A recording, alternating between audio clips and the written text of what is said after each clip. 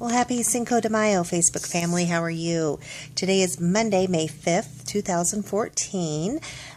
Date of surgery was Monday, October 28th, 2013. So today I am 27 weeks post RNY. The numbers are, my highest recorded was 309. Date of surgery was 263, so I had lost 45 pounds prior to surgery on my own, and today 192. Last week, I think I recorded on Wednesday, so 5 days ago I was 194, so I've lost 2 pounds, in the last 5 days. So very happy about that because I had a couple times in the past 2.5 months where I had kind of stalled out, and then I would drop and then kind of stall and then drop. But the past month, it's been pretty much stair-stepping down, which makes me a lot more comfortable because when I had stalled out a few times, I was thinking of trying that 5-day pouch or 3-day pouch test. And as long as I'm stair-stepping down, I'm happy. If I stall out, I might look into that some more again. But anyway, so 192, looking forward to getting into the 180s and keep on getting down there. I wrote some things down I've kind of noticed about myself, and please, I'd love to hear if you guys are experiencing any of the same things. I am cold. I am a lot colder than I used to be. Right now, well, this week it's supposed to warm up, maybe hit 80.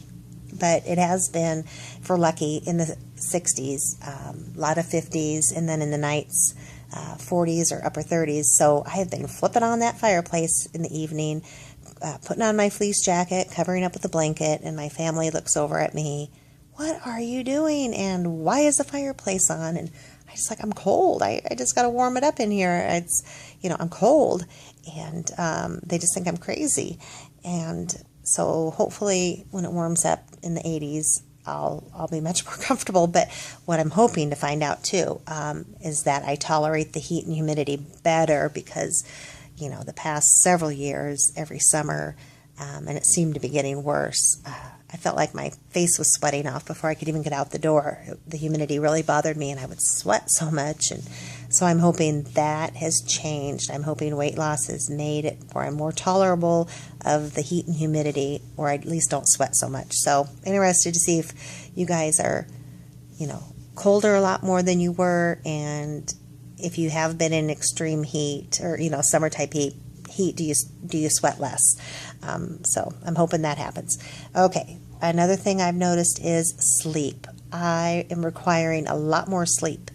I like to have a good solid 9 hours, or I'm cranky. In the evening, I fall asleep a lot easier, like just sitting here watching TV, which rarely happened before, and I will go into a deep sleep.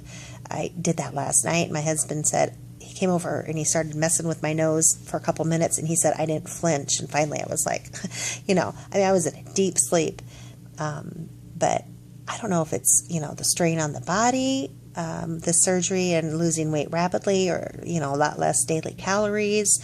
So are you guys requiring more beauty sleep these days or nights? So,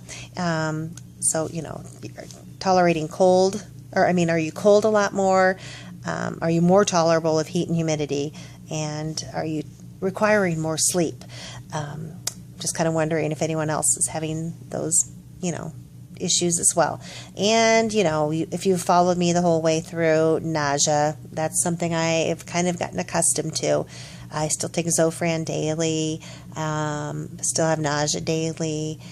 I just can't tolerate, the protein drinks or the Quest bars. So I'm just going off regular food, but sometimes something that agrees with me, another time it'll hit me totally wrong. And on Saturday, my daughter and I were going to walk for juvenile diabetes, and I took a piece of dry toast with me on the way out the door, and I stopped and got her breakfast at McDonald's, and we were driving over this long bridge that was going over the Mississippi River, and I was going to get sick. I just knew it, so she handed me her McDonald's sack.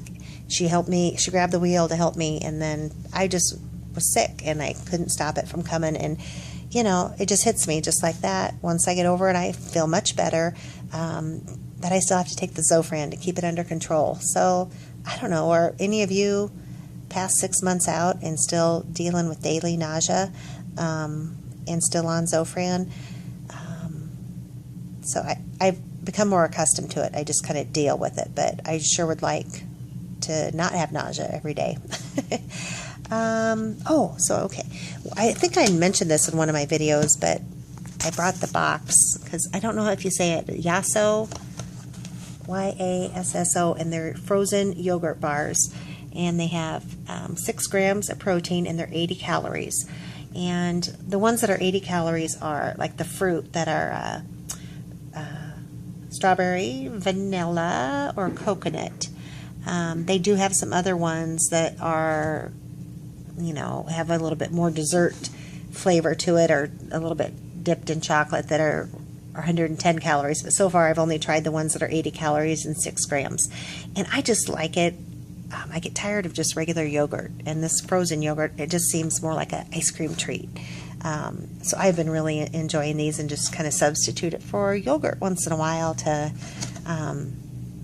again make me feel like I'm kind of getting a treat. So I think that's about it this time. I do also kind of keep these handy.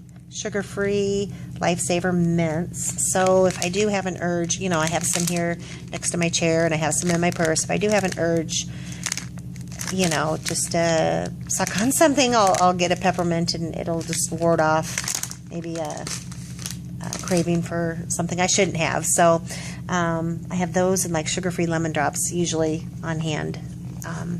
So anyway, what else do you guys do to ward off any sort of cravings? Do you have any good sugar-free alternatives?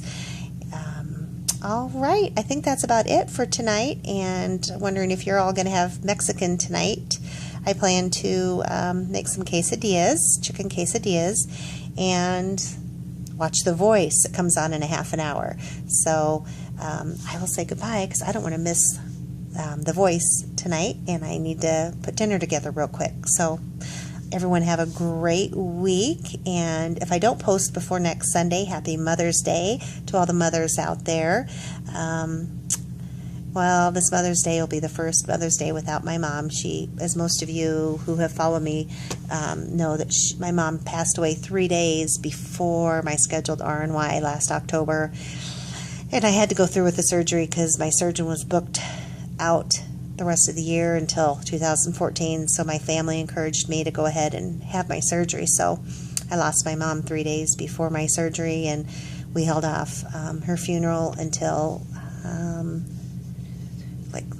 we held it off a week. So I got out of the hospital on Wednesday and we had to travel on Friday. So anyway, it'd be my first Mother's Day without my mom, but I have my 3 kids and my granddaughter, so it'll be a great day. And all of you enjoy this coming weekend. Happy Mother's Day. All right, bye-bye.